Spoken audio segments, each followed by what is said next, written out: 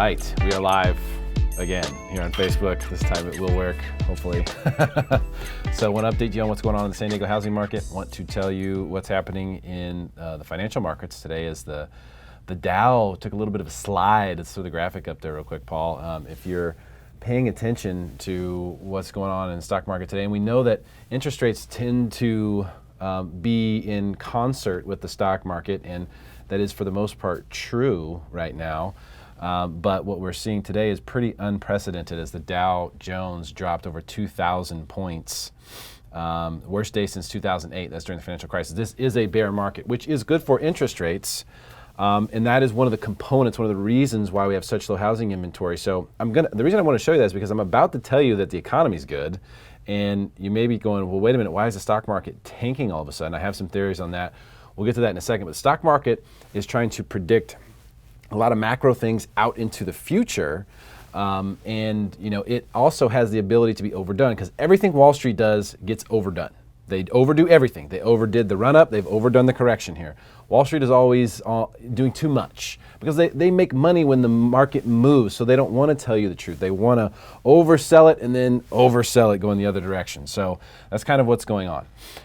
What I do want to make sure that we discuss today are basically the three reasons why there's low inventory, because if you are someone who's waiting for the inventory situation to change, well, you need to know what's causing us to have so few homes for sale in San Diego first before you can determine whether or not there's going to be a time in which it will be better or what that time will look like. So top three reasons there's low inventory in San Diego. And I'm going to start with number one, which is the good economy. So the last 2 or 3 years, remember, it takes 2 or 3 years. What's up, James? How you doing, my man? We are live right here. If you want to shoot comments, I will interact with you. I'll say what's up. What's up to James? So what we have right here is a good economy. Remember, it takes 2 to 3 years on a job, saving money for most people to buy a home. So if we have an economy that's good for 2 or 3 or 4 or 5 years, then what happens is there's more and more people of the population, even though the population in San Diego is decreasing or has been the last few years, there's a bigger number of people who are eligible, or what we say in lending is have capacity to purchase a home.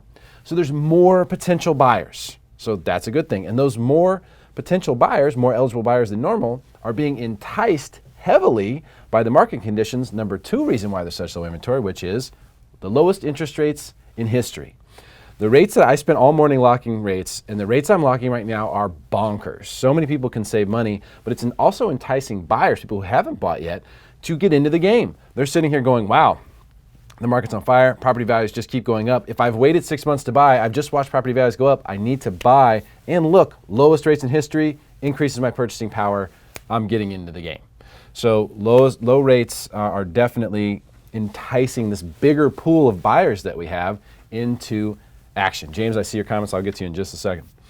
Also, rents. So rents are sky high. That has an effect on twofold.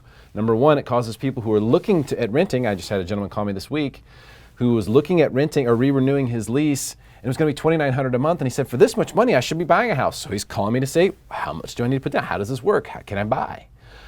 Because we know if you buy, if you're a renter, actually, let me just pull, I'm gonna get a graph up here for a second. Give me a second, Paul. So let's look at this. So this is, and by the way, this is for something that I'm doing later. I have another video I'm gonna do today. But this is rents, and this is as of 2018. We know since March of 2018 that that rental rates have gone even higher than this. But this is what happens when you rent. When you rent, that's what your rent looks like. That's a graph of your rent.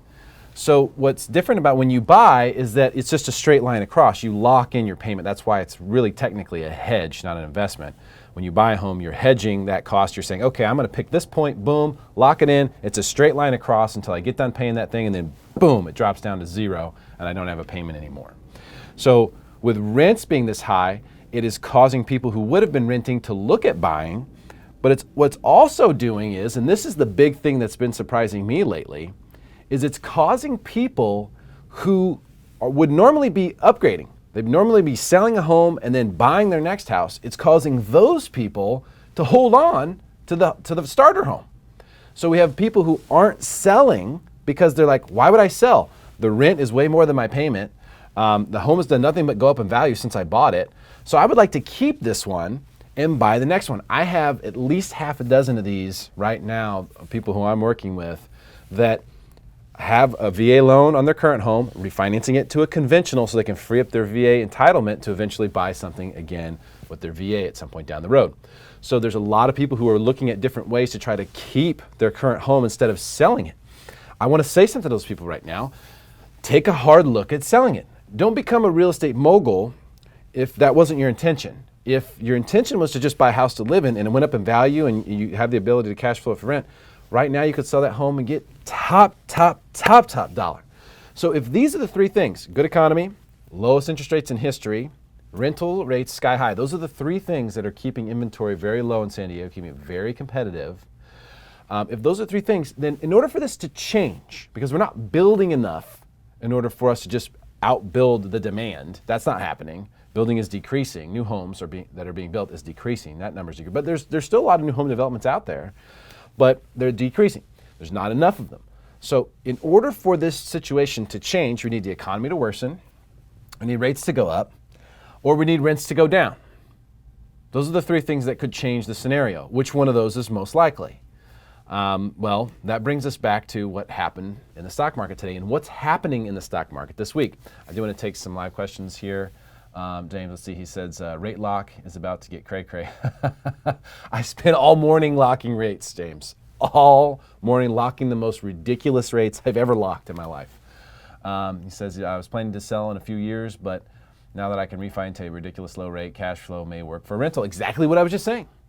Exactly what I was just saying, that people are keeping the house that they weren't planning on it. James, I'm going to tell you, if your plan is to buy another house to live in, sell that house, man. Go ahead and sell it. Why not? People are willing to pay you a crazy amount of money for it today, more than you would think it's worth, and they'll probably still make money on it in the long run.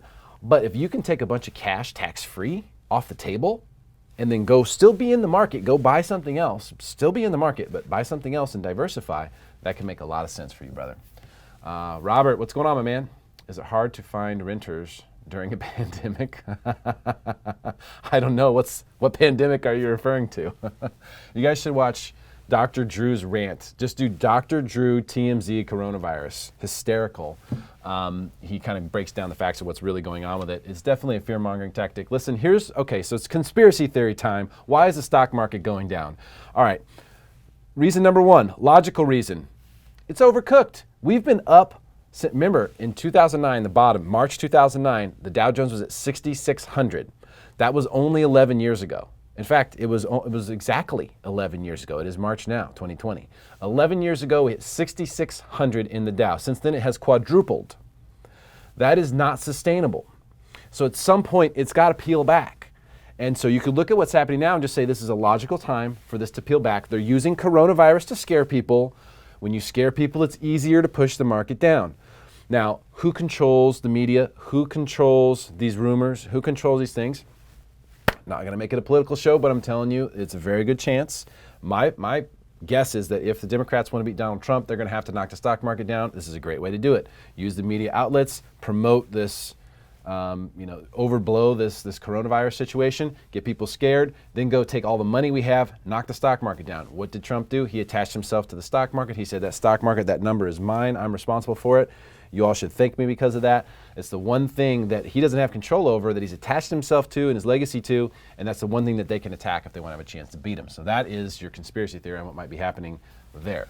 I haven't seen anyone who's having a hard time finding renters, Robert, by the way. In fact, most people now are not even listing their rentals on like Craigslist or rent.com or anything like that. They're not even listing stuff on there because if they do, they get 1,000 inquiries. They don't know what to do with it. Or their phone blows up. They get sick of it. So what's happening actually is people are going back old school. They're sticking signs in the yard and in the window for rent because they still get plenty of calls if they do that without being overwhelmed. So I've had a lot of people who are renting their homes who just completely overwhelmed by how many people want to rent them. James says, I'm talking to the phenomenon known as rate lock, where rates go up and people don't want to have to pay more because of higher rates. Yeah, well, if rental rates go up, what happens is it pushes more people into looking to purchase. If more people look to purchase, it drives prices up, which drives rents up. So right now what's happening is it's sort of a a self-fulfilling prophecy. It's a situation where everything is compounding upon one another, which most people would say would lead you to a bubble type situation, which it's hard to argue with that. But at the same time, what's nice about the lack of inventory, if you will, is that it by itself keeps both things moving. So where are we going to get inventory from? Where are all the homes going to come from that we need in order to change this? It's been very difficult for buyers to get their offers accepted. They need to come in very strong, have good terms, lose a few houses usually, and then finally get one. People are buying things for way over. I've lost 2 deals where my buyer was just making a really strong offer, and the other buyer removed all contingencies, which is insane. They removed all their contingencies in their upfront offer. They're not inspecting the property, appraising it, nothing. So that's kind of where we're at with things. That's why I said, listen, if you're going to sell a home, if you're going to sell real estate, if you're going to cash in, this is a really good time to do it, because if you're going to sell real estate to make a profit, you want to sell it in a market like this one.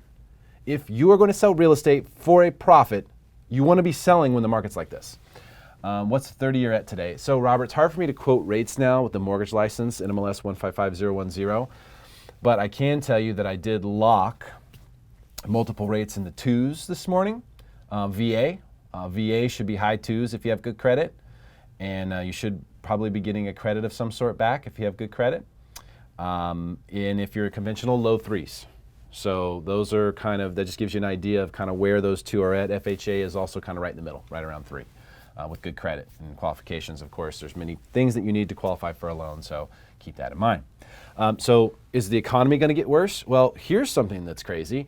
Last week, when the payroll numbers came out, which they were blowout payroll numbers, jobs created was way more than expected. It was 245,000 against 173,000 expected. So we blow out the job numbers, showing the strong economy, showing that more people are being employed. The unemployment level is the lowest it's ever been, ever. And so the economy, super, super strong. But what is Wall Street looking at? Wall Street is looking at it going, how could it get much better? There's much more room for it to get worse than there is for it to get better. How can the unemployment rate it can't go to 0. I mean, it can approach 0, it can't get to 0, can it? No. So Wall Street is looking at it going, you know what? The bet seems to be easier. The path of least resistance, which was higher and higher for a decade, now seems to be lower. And so that is the logical explanation for what's happening in the stock market. It's also creating a great rate environment. If you own a home, this is the opportunity to take advantage of it. Take advantage of the fact that you own a home and that the interest rates are low, and go ahead and get yourself a better deal. I'm going to do a video right after this one. It'll be a separate video, but I'm going to do a video called How to Determine When You Should Refinance. Should I refinance? How do you determine when is the right time to refinance? I'm going to break down numbers, go through a whole bunch of stuff. So that video is coming up next. But I want to let you know what is causing the inventory situation. I want you to be aware of what needs to change, if that's going to change. Where are all the home sellers going to come from? Some people may sell second homes. Some people who were thinking about keeping this home may turn around and go ahead and sell it. But if that were to happen right now, it would get eaten up easily. So where are all these homes going to come from? I don't know. I do not know yet. Maybe we need to see a year or 2 of prices coming down or stabilizing or something before you would even start to see people get a little colder on real estate. But right now, people are super hot on it. No one wants to sell anything. Everyone wants to buy. And so it's just creating a really good opportunity for sellers. Buyers are still able to cash in because of the low interest rate situation. Will rates go higher? Doubtful. What's going to cause interest rates to go higher? Tell me what it is that's going to cause interest rates to go higher when the Fed is cutting bond rates, when the 10-year is at 0.5% now, the lowest it's ever been. What is going to change that?